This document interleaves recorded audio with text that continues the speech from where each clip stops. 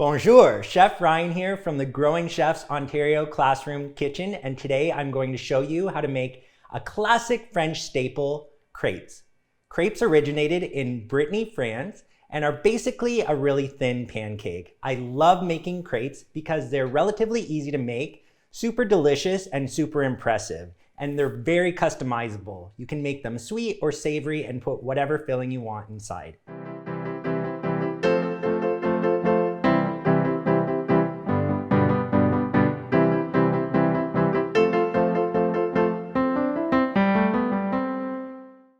So to start this recipe, I'm going to melt 1 tablespoon of butter. I like to melt the butter in the same pan that I'm going to make my crepes in so that I don't dirty too many dishes. Next, I'm going to whisk together all of my wet ingredients. So I have 4 large eggs.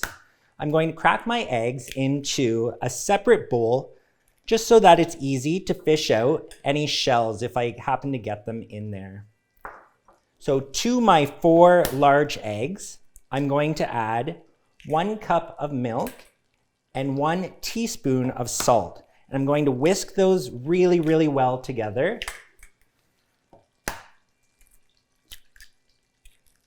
You want to make sure your butter is just melted. You don't want it to brown at all. So my eggs go into the bowl with my milk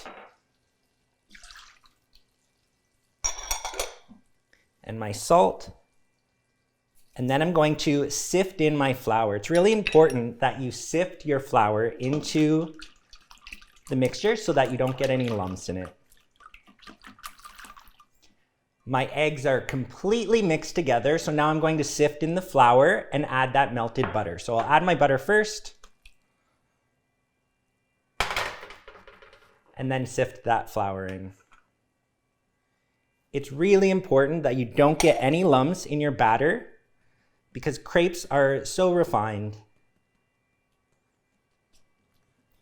Once I get all of the flour incorporated into the eggs, I'm going to let it chill in the fridge for about 20 minutes. This is going to relax the glutens so that we have nice, tender crepes that aren't chewy at all.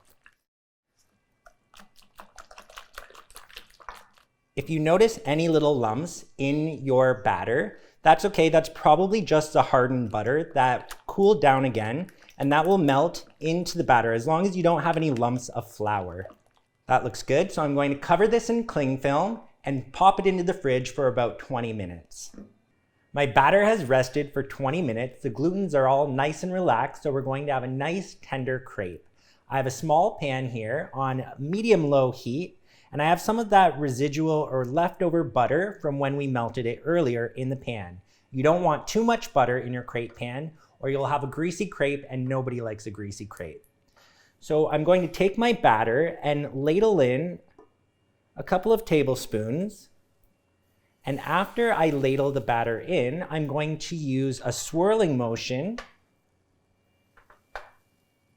and just swirl the batter around until it's completely set. We want to swirl the batter like this so we have a nice even layer of crepe.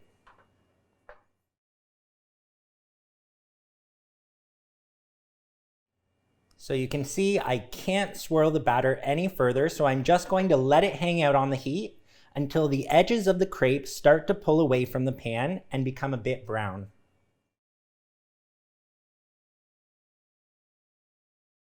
You can see I'm starting to get a nice golden brown color along the outside, and the crepe has begun to pull away from the pan. So now I'm going to use a small spatula and very carefully flip my crepe. You can see I have a nice golden brown color on the other side. This is exactly what we're looking for. So I'll let it cook for another 30 to 40 seconds on this side, and then I'll slide it out of the pan onto my plate. You can stack your crepes as you're working through the rest of the batter.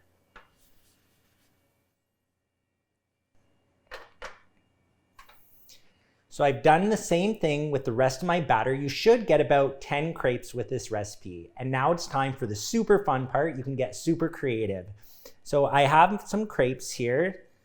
And for my first one, I'm going to do a savory crepe. So I have some slices of ham. You can just lay that out. Grate some cheese right on top of it.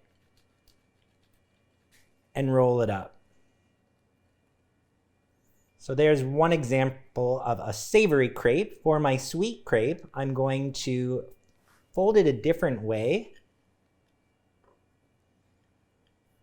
I've got some orange segments here that I'm just going to top the crepe with, and then finish it off with a dollop of whipped cream.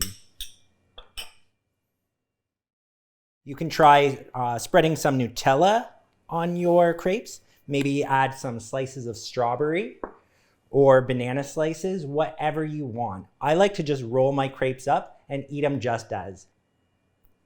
So there you have it, our crepes 2 ways, sweet and savory. They may look a bit intimidating, but I promise you, if you give it a try, they're not as hard as they look. I'm Chef Ryan from Growing Chefs Ontario, and I hope you enjoyed this crepe recipe.